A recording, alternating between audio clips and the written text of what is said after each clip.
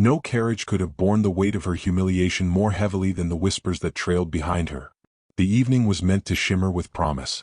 Gas lamps flickered along the cobbled streets of Belgrave Square, casting quivering light upon the snow-dusted iron railings and the glinting brass of arriving carriages.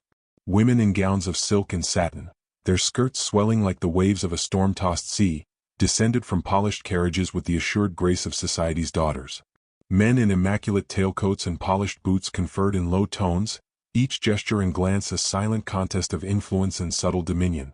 Into this dazzling tempest stepped the woman whose name few had bothered to learn, her presence understated, her gown modest in a world awash with jewels.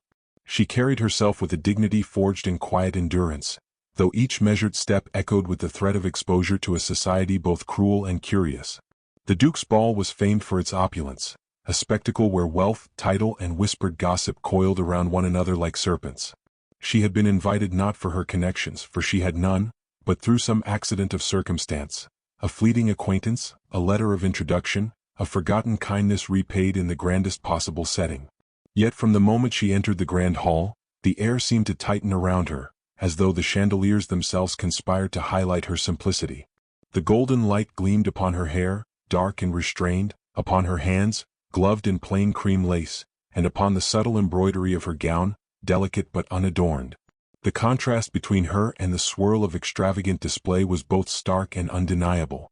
At first, society's gaze was merely curious. But then came the murmur, a pause in conversation, a half-smile that did not reach the eyes, a whisper of amusement that wound its way along the corridors of the great hall. Who is that? Surely she has mistaken her place. The Duke himself would scarcely entertain such simplicity. And in that moment each word, though gentle in its delivery, landed like a nail hammered into the fragile frame of her composure. The Duke himself, tall and statuesque, moved through the hall, offering nods to those whose names were etched in the ledger of nobility. His eyes, a deep, calculating gray, flicked briefly toward her, registering the intrusion of her quiet presence, and then, with the politeness of someone accustomed to bending the world to his will, he turned away. It was the replacement that struck her most painfully. Across the room, a lady draped in ivory satin, jewels at her throat and wrists, carried herself as though the hall had been constructed for her alone. The Duke's attention lingered upon her, small smiles exchanged, a bow, a whispered compliment. Every gesture, every carefully measured tilt of her head, confirmed what the murmur suggested. The simple woman was invisible in the midst of grandeur. She felt her cheeks heat, though she willed herself to remain calm, to let her dignity be her armor. Yet the heat was not entirely shame, it was the sting of disappointment, the sharp ache of recognition that society's measures of worth were cruelly precise, and she, though upright and honest, did not fit their scale. She drifted toward the periphery, tracing the edges of the hall with an almost ritualistic precision, careful to avoid collision with a society that judged as much by posture as by lineage. The music swelled, a symphony of violins and flutes that seemed at once beautiful and mocking, as if each note were a reminder that she did not belong. Servants glided past, trays of champagne and delicate hors d'oeuvres balanced in hands that had learned the subtleties of service and subservience, their eyes darting to her with curiosity and barely concealed speculation.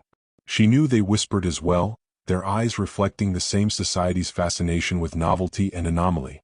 A moment arrived when the Duke's glance returned. He paused across the hall, observing her not as a woman to be courted or admired, but as a curiosity, an anomaly that dared exist outside expectation. In the shallowest gesture of civility, he inclined his head, but it was a gesture that carried no warmth, no acknowledgement beyond recognition of her audacity in simply showing herself. She felt a swell of conflicting emotion, indignation at the slights, yet a peculiar thrill at being noticed at all, however coldly. Her attention, however, could not linger on pride alone, for society's judgments were swift. A titter from a group of young ladies, the flick of a fan, the barely perceptible scoff of a gentleman, confirmed what she already feared. She had been placed in the hall only to serve as contrast, to accentuate the grace, wealth, and refinement of others. And yet, in that moment, as she stepped back into the shadow of the massive windows, she found a strange solace in her own steadiness. The hall might scorn her, the Duke might overlook her, society might consider her unworthy, but she carried a secret dignity they could not yet measure, a quiet resourcefulness that glimmered beneath the surface. It was then she felt it, a folded slip of paper pressed delicately into her gloved hand by a servant whose eyes hinted at complicity. No words were spoken, yet the gesture held promise, audacious and cryptic. The paper bore only a single sentence, written in ink so fine it almost shimmered in the candlelight. Opportunity is seldom announced, seize it before it flees. With that, she retreated into the chill of the winter night, the echoes of laughter and music following her like ghosts. Her cheeks were flushed, not merely with shame, but with the spark of something more dangerous. The first awareness that society's derision could be turned, that the very scrutiny which sought to diminish her might be the instrument of her rise. The carriage rattled along the cobblestones, carrying her past gas lamps and iron railings, past curious onlookers, past the glittering facade of privilege, and into the shadowed promise of possibility. For in the quiet of the night, beneath the heavy sky and the weight of judgment, the first seeds of her subtle, unstoppable ambition were sown, and the Duke, despite his pride and certainty, would come to discover that he had underestimated not merely her, but the force that lay quietly, immovably within her. A gift, a whisper, and suddenly, the eyes of the ton were upon her, unsure whether to scorn or admire. The morning after the ball arrived with a brittle frost, the sunlight glinting off the icicles that clung to the wrought iron balconies of Mayfair's townhouses. She rose early as she always did, drawing the curtains back to let the pale winter light touch the modest room she called home. It was a space without pretense, a simple writing desk, a small mirror framed in carved wood, and shelves lined with books that smelled faintly of lavender and old paper. Yet even in such quiet simplicity, the day held a promise far larger than the modest walls could contain. Upon her desk lay a parcel, unassuming in appearance but bound with ribbon as black as the night that had enveloped the ball. She unfastened it with gloved fingers, the paper crackling beneath her careful touch. Inside, she discovered a token of curiosity, a finely bound ledger, its cover embossed with gilded letters, and within, the meticulous records of a modest but thriving train enterprise, scarcely known to society yet already entwined with commerce and influence. The handwriting was elegant, confident, and unmistakable, an invitation and a challenge at once. Whoever had left this knew of her mind, her patience, her quiet acuity. They had seen her, truly, when the rest of the world had only measured her by her simplicity. The day pressed on with its usual rhythms, but every step she took now carried a new weight, a new purpose. The streets of London were alive with the rattle of carriage wheels, the bark of vendors, the scent of coal and winter smoke. Every passerby seemed ordinary, yet she observed the undercurrents, the subtle gestures that betrayed the ambitions of men and women, the whispered alliances forged in corners of parlors and coffee houses. In her hand, the ledger felt heavier than it should, burdened not by weight but by potential. She saw, in each page, a map to influence, to the control of enterprise and respect, and the audacity to confront society not as a shadow but as a force. By evening, word of the Duke's attentions, or rather his perceived attentions, had spread. The ton, ever vigilant and endlessly speculative, murmured anew. Yet now the murmurs took a different tone. Whispers passed through ballrooms and dining rooms. The simple woman is not so simple after all. A luncheon the very next day brought her into the presence of both allies and rivals. Gentlemen inclined their heads with polite curiosity, but their eyes betrayed hesitation. Ladies whispered behind lace fans, unsure whether to offer disdain or tentative admiration. She accepted their scrutiny with calm, but within her, a quiet thrill unfurled. Society had misjudged her once, and the ledger offered the tools for a subtle, inexorable reclamation. Then came the scandal, a scandal by its very nature, gentle yet devastating. The Duke, whose pride and presumption had led him to regard her as incidental, found that others were no longer so easily deceived. A rival, perhaps a viscountess whose reputation was bound in both vanity and subtle cruelty, mocked her in a drawing-room, speaking of the audacity of claiming influence over commerce without pedigree or station. "Surely the Duke's favor is misplaced," the woman murmured, letting the words drift like poisoned petals. Her companions, polite as they were, nodded, and for a heartbeat, it seemed the world would agree. Yet the ledger, left conspicuously upon her writing desk, became her silent retort. Those who ventured near glimpsed the meticulous account, the scope of enterprise carefully documented, and the very tone of society shifted. Admiration mingled with incredulity, and whispers became careful reconsideration. It was not merely the scandal that solidified her presence, but the manner in which she engaged with it. She did not rise in indignation nor beg for acknowledgement. Instead, she smiled, faint and controlled, and allowed her intellect to do the speaking. In the quiet of the drawing-room, as tea steamed in delicate porcelain cups and the frost glimmered along the window panes, She discussed logistics, revenue, and negotiation with a precision that drew cautious attention. Gentlemen who had assumed her incapable of understanding commerce found themselves both impressed and wary. Ladies who had sought to undermine her now measured their words, uncertain whether subtlety or ridicule could prevail. Amid it all, the Duke watched. From across the hall, his gaze lingered longer than it had during the ball, sharpened by curiosity and perhaps, for the first time, the faintest shadow of uncertainty.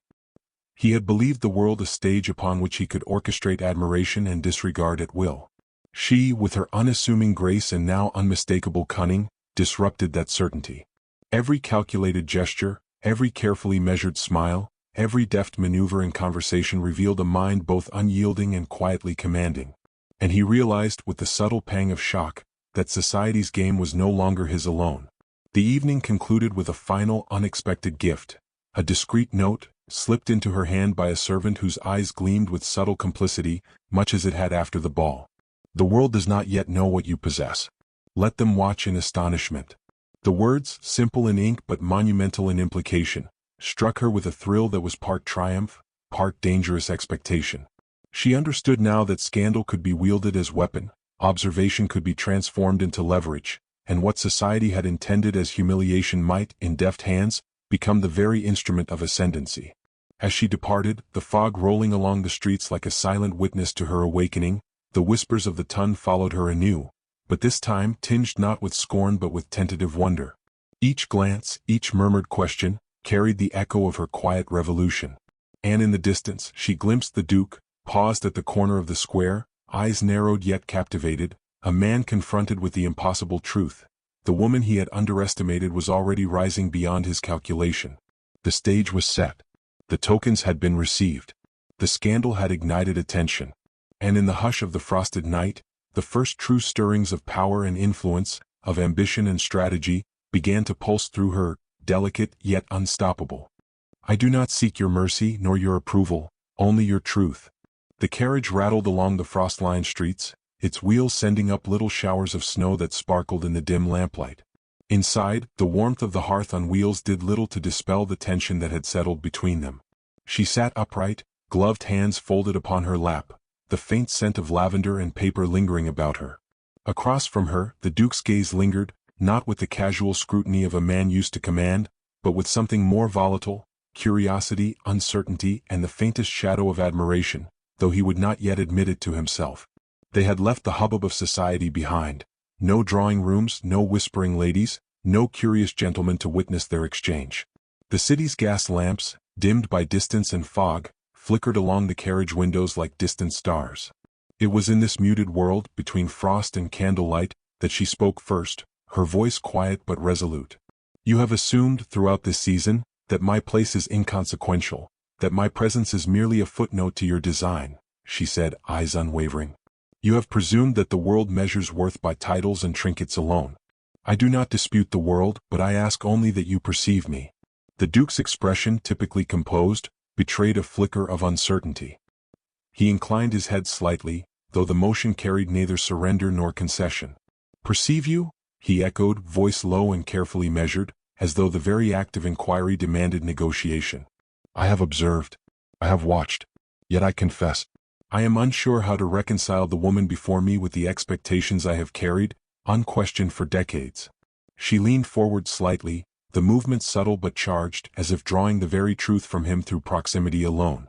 "Expectations are convenient but often deceptive," she said, her words deliberate, resonant.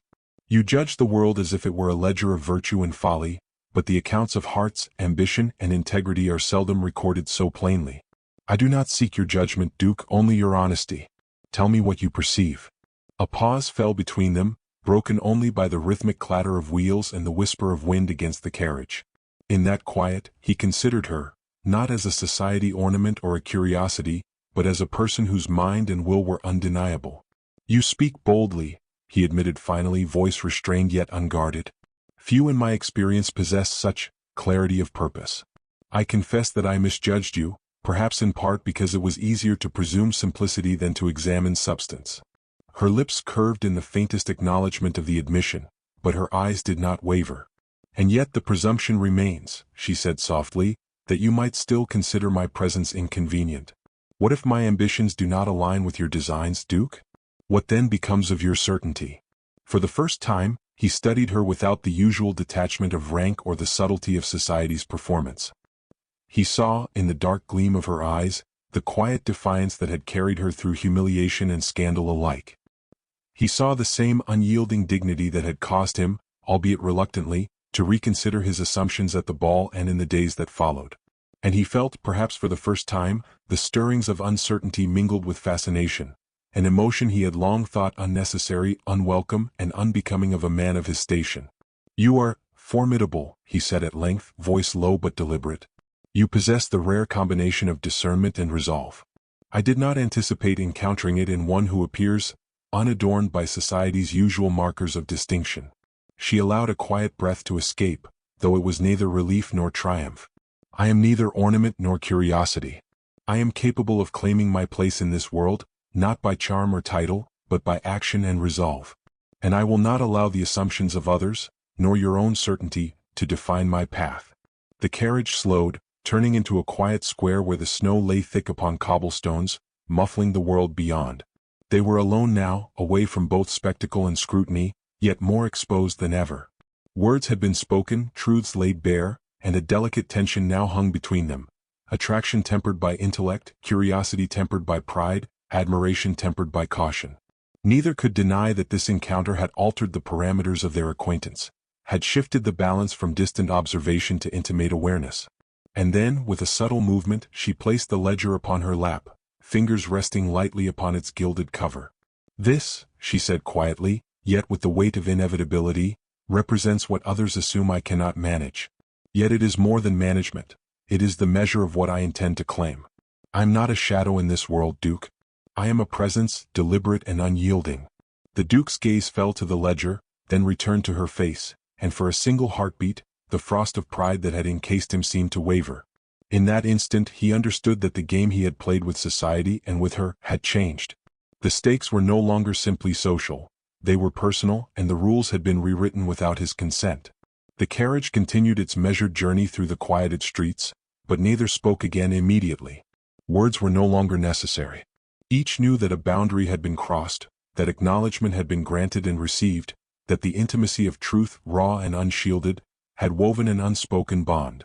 By the time the lamps of Mayfair gave way to the pale shimmer of early dawn, the private confession had resolved not into surrender, but into understanding. She had revealed herself, and in doing so, had demanded recognition. The Duke, confronted with her unassailable composure and indomitable mind, felt the stirrings of both admiration and apprehension. It was a turning point from which neither could retreat. Society's judgments could wait, scandal could be manipulated, and influence could be wielded, but the truths revealed in the hush of a winter carriage would remain indelibly, irrevocably theirs to navigate. The game had changed and both knew it. "You assumed my place would be empty, yet here I stand not as a shadow, but as the woman you have overlooked." The ballroom was a tempest of crystal and candlelight, its grandeur undiminished by the early hour of the evening. Gas lamps outside had been extinguished hours before, leaving only the flickering brilliance within to illuminate the gathering of London's most esteemed and calculating eyes. The ton moved through the hall with the practiced elegance of those accustomed to judgment as currency. Conversations halted briefly, as though the room itself sensed the coming confrontation, the poised tension hovering in the air like the first ripple of a gathering storm. She entered quietly, her gown a subtle triumph of taste and refinement, ivory silk, embroidered not with the ostentation of jewels but with a careful flourish of understated elegance. It spoke of wealth, certainly, but more of intelligence and restraint, of a woman who knew her power need not scream to be felt. Eyes turned, some with curiosity, some with barely concealed envy, as she made her way through the throng.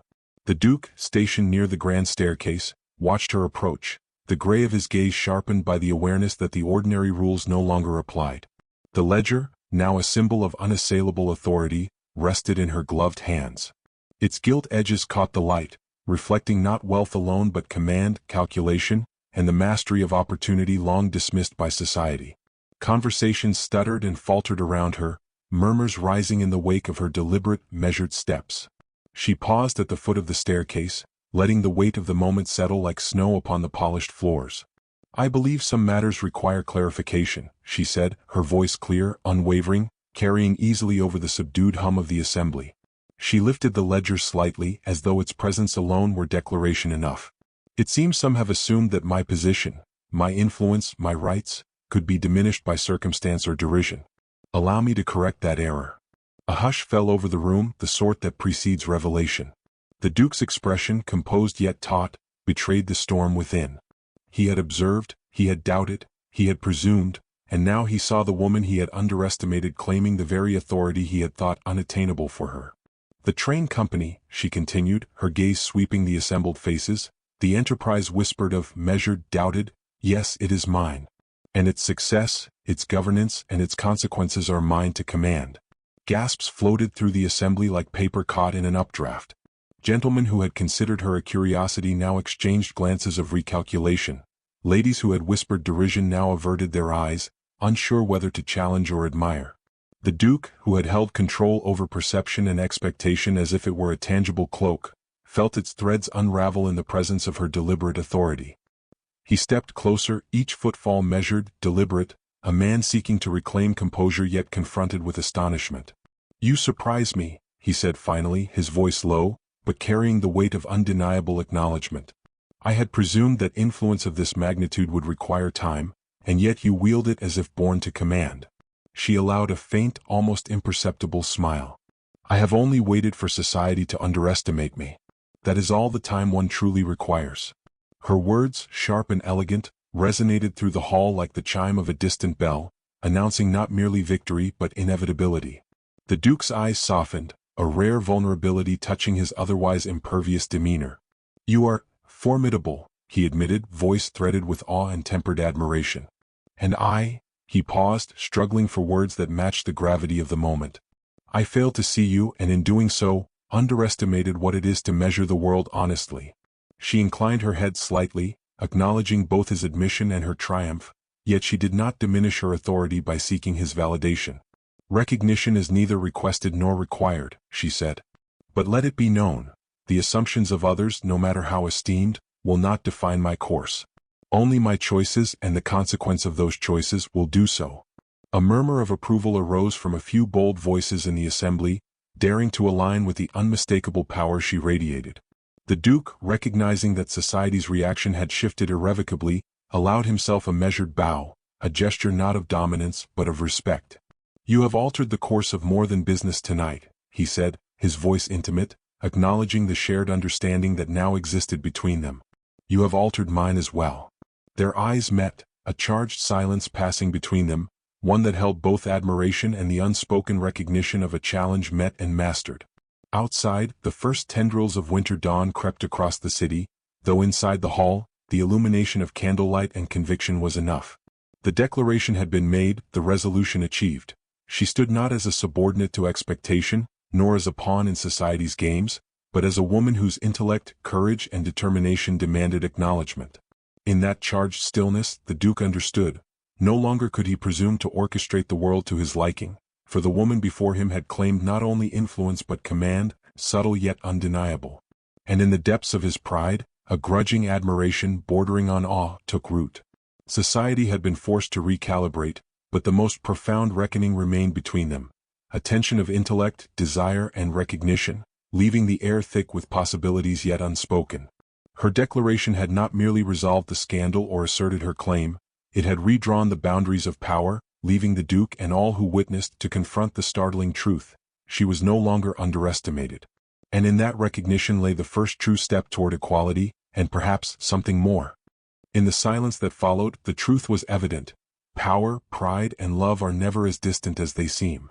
The evening air was crisp with the first breath of spring, the frost finally yielding to the promise of thaw.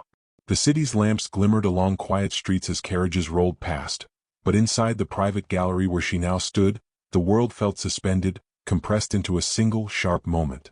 The ledger rested at her side, no longer a secret or a token, but a symbol of triumph hard-won through patience, calculation, and courage. She wore her influence as naturally as she wore her gown, her posture poised, her eyes steady. The Duke, arriving unannounced yet unbidden in the quiet sanctuary, paused at the threshold, a subtle weight of emotion anchoring him where his usual command of society might have allowed him to stride confidently. He studied her, noting the calm authority she exuded, an authority he could neither challenge nor ignore. "It seems," he said carefully, "that the world, and perhaps I most of all, have misjudged you." His voice carried no scorn, no polite concealment. It was the rare sound of unguarded acknowledgement. He advanced, slow and deliberate, as though each step measured the distance between pride and humility, between admiration and the stirrings of something more dangerous, affection. She did not retreat, nor did she falter. "You assumed I would remain unseen," she said, voice low and unwavering. "That I would cower beneath expectation and presumption. But I am neither shadow nor silence. I am the consequence of what society ignored, of what ambition and resolve demand." Her words fell like deliberate strokes of clarity across the charged space between them. He halted only a few paces away, and studied her as one studies a rare and priceless work, understanding that to underestimate her was no longer merely a miscalculation. It would have been fatal to his comprehension of the world. "I see now," he admitted, "that your presence reshapes everything, not merely the company or the ledger you command, but the measure of truth itself. And I am compelled to acknowledge it." His admission trembled slightly, the first fissure in the armor of pride he had always worn. A delicate tension unfolded, charged with unspoken recognition. She felt it, the electric pull of intellect and will, of mutual challenge, of the slow, inexorable draw of respect that flirts at the edge of something far deeper. Neither desire nor affection had yet spoken aloud, yet both hovered palpably, mediated by the acknowledgement of equality, of power recognized and unassailable. "The ledger, the enterprise, all of it," he murmured, stepping closer. "You have transformed what I presumed trivial into the measure of consequence. I underestimated not just your acumen but your courage." Her gaze softened, but only slightly, for there was no surrender in it. "And yet, courage is often mistaken for audacity," she said. "Do not mistake my resolve for compliance with your expectations. I will not be contained nor diminished by your pride, or anyone else's." He inclined his head slowly, a gesture of respect that was also confession. "I have long commanded the regard of others, orchestrated perception, controlled outcomes, but you—" his voice faltered, a rare vulnerability surfacing. "You have commanded me without asking, without pretense, without apology. And for the first time I cannot dictate the terms of acknowledgement. You define them yourself." The moment stretched, taut with emotion, intellect, and the subtle stirrings of what neither would yet name. Outside the gallery, the city moved on in oblivious continuity, but inside, the entire world had contracted to a single axis, a confrontation not of strength alone, but of vision, pride, and unyielding character. She understood this, he understood this. Each knew that society's murmurs, the judgments, the scandals, all were inconsequential beside the undeniable truth that now stood between them. Finally he stepped closer still, close enough that the tension might have ignited, close enough to test the unspoken boundaries they both maintained. "I cannot offer apology," he said quietly, "for that would diminish neither my pride nor your triumph. But I can offer recognition and, perhaps in time, something more." She allowed a faint, approving smile, acknowledging his admission while maintaining the sovereignty of her position. "Recognition is sufficient for now," she said. "Anything beyond that is earned, not presumed." The edges of her lips hinted at a promise, an understanding that partnership, whether in power, intellect, or perhaps eventual affection, could be forged, but only on terms of equality. In that silence that followed, the ledger, the company, the triumph over society's assumptions, and the quiet acknowledgement between two formidable wills coalesced into a single truth. She had reclaimed her dignity, her influence, and her place, not by pleading or charm, but by action, intellect, and resolve. And he, the Duke, had been forced to confront the startling reality that the woman he had assumed powerless had become a force both undeniable and magnetic. Outside, dawn crept over London, gilding rooftops and chimneys with tentative light, a subtle reflection of the shift that had occurred within the room. The world remained unchanged in its routines, yet everything between them had shifted irrevocably, pride tempered by respect, admiration tempered by awe, and perhaps, in time, love tempered by equality. She closed the ledger, a deliberate, ceremonial gesture, and the Duke at last inclined his head in acknowledgement not of society but of her. The silence spoke volumes. The game of expectation was concluded, the contest of perception resolved. And in the quiet, charged space between them, the future, unscripted, uncertain, yet luminous with possibility, awaited.